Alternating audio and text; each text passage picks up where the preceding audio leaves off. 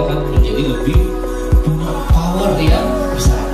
Itulah power of happiness.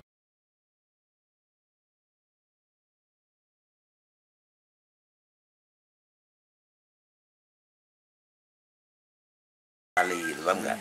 Kalau tadinya saya tahu gajinya segini jadi bupati, saya nggak nyalon. Demi Allah saya nggak nyalon itu. Jadi ngertinya saya antara 200 juta 150 juta. Jadi tidak tahu kalau ternyata gaji bupati itu hanya sebesar itu ya Pak? Enggak, ya ini angkanya itu. Baru tahu ya Pak? Baru tahu gitu. Pertama kali saya udah cuman diam aja, cuman saya punya kewajiban. Saya harus membangun Banjarnegara. Secara tidak langsung dengan gaji kecil seperti ini Bapak menganggap kepala daerah berpotensi untuk pasti harus itu, bukan potensi, harus korupsi, paham nggak? Kalau gajinya iya Mas gitu, paham nggak? Lama-lama kan jadi mikir. Ya, selamat malam. Sudah lihat video tadi? Hari ini kita akan belajar kenapa ya kok sampai ada di negara kita ini kok dengan jabatan bupati tapi ternyata gajinya cuma segitu gitu. Apalagi kalau teman-teman lihat video lanjutannya tadi, ada yang mengatakan bahwa gaji seorang sopir 7,5 juta, masa gaji seorang bupati hanya 5,9 juta. Nah, kalau dalam kaitan HRD materi hari ini, nah sebelum kita masuk ke ilmu komben, maka seorang HRD harus bisa menilai pekerjaan karyawan itu dilakukan dengan baik atau enggak, atau sesuai atau tidak melalui skema yang namanya job analisis. Nah, hari ini kita akan belajar tentang job analisis. Oke, ini saya skip ya, kemarin saya sudah makan diri. Ini saya Dimas, jadi ini adalah perjalanan karir saya selama 10 tahun lebih di dunia HRD, di 6 perusahaan yang sudah saya jalani. Jadi tujuan program training yang pertama memahami sekilas apa sih bisnis proses HR, lalu memahami apa sih yang disebut dengan organization development, jabatan OD, pekerjaannya apa saja sih. Nah, yang ketiga adalah memahami sebelum kita melakukan job analisis ada yang namanya job family. Jadi job-job itu sudah ditentukan sesuai dengan klaster-klasternya dan tidak boleh saling bertabrakan. Yang keempat adalah mengetahui bagaimana proses job analisis. Lalu yang terakhir adalah kata kunci bagaimana kita menentukan kalau memang orang tersebut diberikan pekerjaan. Nah, kira-kira level jabatannya di level apa? Oke, di sini adalah kita ke yang pertama. Ini adalah HR business process. Jadi seperti yang sudah saya share, jadi HR business process itu yang pertama, business process itu dimulai dari yang namanya organization development. Jadi di sini ngomongin bagaimana struktur organisasi, job analisis, yang kita bahas hari ini job evaluasi, lalu ada juga job desk dan sebagainya. Nah, lalu nanti ke depan kita akan bikin video bagaimana sih menentukan salary management strukturnya di sebuah organisasi dengan bisnis acumen yang seperti apa, lalu reward manajemennya seperti apa, kompensasi benefitnya seperti apa. Setelah itu rekrutmen, ada performance management, ada training development. Nah, materi hari ini fokus pada organizational development, yaitu di job analysis. Nah, kita ke poin kedua. Apa sih yang disebut dengan OD? Pekerjaan OD atau Organization Development itu apa sih? Jadi ada definisi klasik dari Richard Bankshardt tahun 1969. Jadi OD itu adalah usaha untuk yang pertama, kalau kita bilang merencanakan, ada yang bilang organization wide. Jadi bagaimana pengembangan organisasi, bagaimana cara memanajemen from the top, dari atas ke bawah. Yang keempat adalah bagaimana membuat organisasi itu efektif dan sehat. Nah, tentu juga ada cara bagaimana mengasesmen organisasi ini dikatakan sehat atau tidak. Yang terakhir adalah membuat perencanaan yang sifatnya intervensi kepada proses organisasi, tapi menggunakan ilmu pengetahuan, lalu juga menggunakan perilaku yang disesuaikan dengan kultur perusahaan. Oke, organisasi ini sekilas seperti anggota tubuh ya, antara satu dengan yang lainnya saling berkoordinasi. Secara sekilas, tentu dalam organisasi itu terdiri dari berbagai banyak macam orang. Nah, insight yang perlu diperhatikan adalah di setiap organisasi itu pasti ada generasi yang berbeda-beda. Mungkin dari level jabatan yang paling atas, dari owner Anda sendiri mungkin generasinya masih di baby boomer atau generasi X di atasan Anda, sedangkan Anda generasi Y atau bahkan sekarang generasi Z. Nah, ini akan menentukan, karena memang perspektif berpikirnya itu di tiap-tiap generasi itu berbeda-beda dan tidak sama. Contoh, kalau dulu yang namanya disiplin harus kerja masuk pagi hari, pulang sore. Tapi sekarang mungkin kalau bagi anak milenial, hal tersebut sudah tidak penting lagi bangun pagi. Yang penting pekerjaan selesai, saya dapat gaji sesuai, maka mereka akan terus berkarya dengan baik. Nah, apa sih organisasi, struktur organisasi itu? Struktur organisasi itu menggambarkan bagaimana pemecahan atau klasifikasi hierarki yang di dalamnya terdapat bagaimana otoritasnya, bagaimana cara komunikasinya, bagaimana hak dan kewajibannya. Struktur organisasi juga menggambarkan aturan, lalu bagaimana kewenangan dan tanggung jawab dari setiap tugas yang diberikan, bagaimana cara mengontrolnya, bagaimana cara mengkoordinasikannya, lalu bagaimana caranya informasi ini berjalan dari atas ke bawah atau mungkin dari bawah ke atas, tentu dengan level manajemen yang berbeda-beda di tiap levelnya. Itu pengertian dari struktur organisasi. Nah, kalau buat struktur organisasi ini sekilas saja, ada simbol-simbol yang harus diperhatikan. Ini salah satu contoh yang bisa digunakan. Misalkan jabatannya bentuknya berupa kotak, nanti jabatan ini adalah jabatan yang sifatnya jabatan struktural, atau ada jabatan yang sifatnya lingkaran. Nah, ini adalah jabatan yang fungsinya adalah di fungsi tertentu atau disebut dengan jabatan fungsional.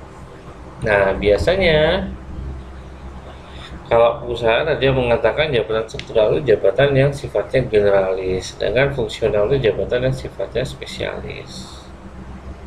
Dan garis di organisasi itu juga ada yang garis lurus, itu adalah garis komando atau perintah, sedangkan garis putus-putus adalah garis koordinasi. Nah, jika dalam organisasi Anda kotak ini dipenuhi lebih dari satu orang, maka bisa dibuat seperti ini. Jadi ada bayangannya ya. Nah ini contoh struktur organisasi. Jadi ada kepala wilayah ya, menginstruksi secara langsung kepada 4 head yang ada di bawahnya. Sedangkan dengan kabak audit sifatnya hanya koordinasi saja. Begitu juga dengan kepala kantor inspeksi, hanya saja koordinasi, bukan garis komando. Oke, nah lalu bagaimana sih menentukan jabatan ini? Apakah jabatan struktural, apakah jabatan fungsional? Nah, ini kita mungkin sekilas teman-teman harus tahu, oh pekerjaan ini job family-nya ada di mana. Nah, jadi ini adalah teorinya John Holland. Jadi membagi pekerjaan itu ke dalam 12 wilayah dan 26 bidang karir.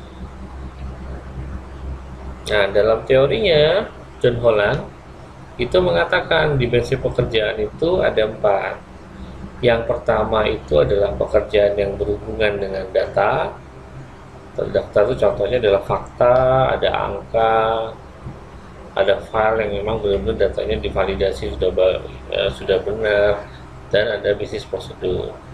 Nah, kebalikannya data itu adalah ide.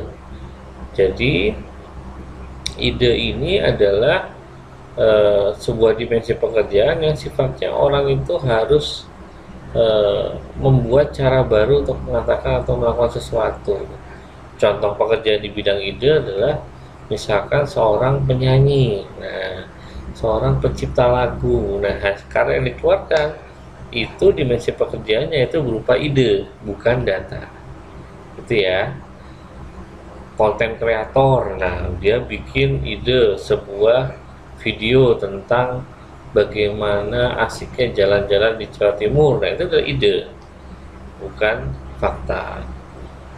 Nah, dimensi yang ketiga ada yang dimaksud dengan dimensi people.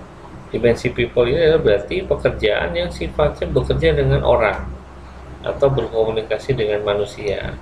Contohnya yang di bidang hospitality, care, service, ada yang disebut dengan leadership, bagaimana memimpin sebuah tim, ada juga yang disebut dengan sales. Nah, kebalikannya adalah dengan yang disebut dengan things. Things ini adalah pekerjaan yang dia bekerja itu menggunakan tools yang memang bukan manusia, contoh mesin, tools, living tools. Jadi misalkan pekerjaan apa? Contoh seperti pekerjaan di bidang IT. Nah, itu pekerjaannya bikin programmer di depan komputer, terus jadi memang disuruh senyum ya susah. Lalu engineering, misalkan memang pekerjaan yang tugasnya dia benerin kabel yang rusak dan sebagainya. Nah, kalau digambarkan seperti ini, jadi data bertolak belakang dengan ide, people juga bertolak belakang dengan things. Nah, intinya apa sih? Kenapa sih harus tahu ini? Jangan sampai ketika kita membuat sebuah job desk atau kita menemukan ketika sedang melakukan job analisis, jangan sampai ada pekerjaan yang job family-nya tidak sinkron. Contoh misalkan ada pekerjaan yang berhubungan dengan benda, tapi di sisi lain ada pekerjaan yang harus berhubungan dengan orang. Nah, ini yang akhirnya job desk tersebut jadi bias atau jadi rancu. Kenapa? Karena pekerjaannya tidak sesuai dengan job family-nya. Kecuali ya pekerjaan itu memang levelnya untuk level yang senior manager ke atas. Nah, karena senior manager ke atas dituntut kompetensinya lebih tinggi dibandingkan yang di bawahnya, sehingga mungkin dimensi pekerjaannya akan masuk ke semua dimensi pekerjaan. Ya, intinya itu ya. Oke. Lalu bagaimana sih proses membuat job analisis? Nah, tahapan yang pertama adalah yang disebut dengan tahapan persiapan. Yang harus diperhatikan adalah memastikan struktur organisasi dan jabatan-jabatannya ini yang termutakhir. Artinya struktur organisasi yang sesuai dengan target atau visi perusahaan ke depan, bukan struktur organisasi yang di masa-masa sebelumnya.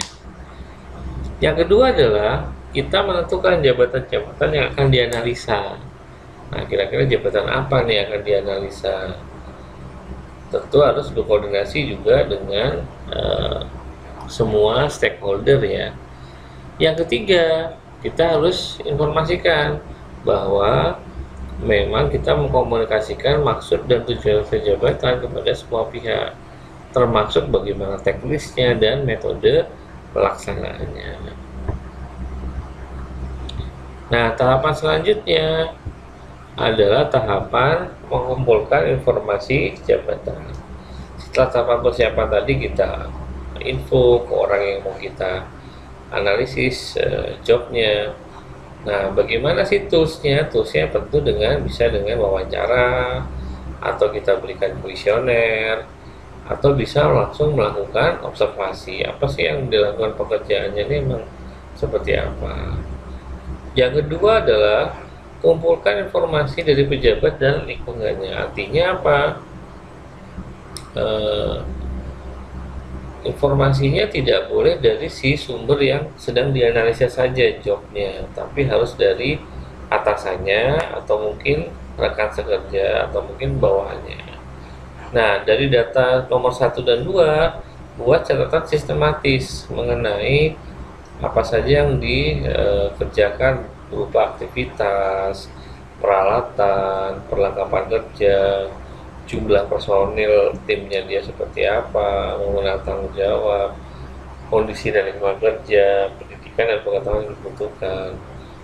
Nah, yang terakhir adalah pastikan bahwa catatan yang ditulis merupakan fakta dan bukan pendapat. Nah, ini harus dihindari dari seorang HRD ketika melakukan proses job analisis.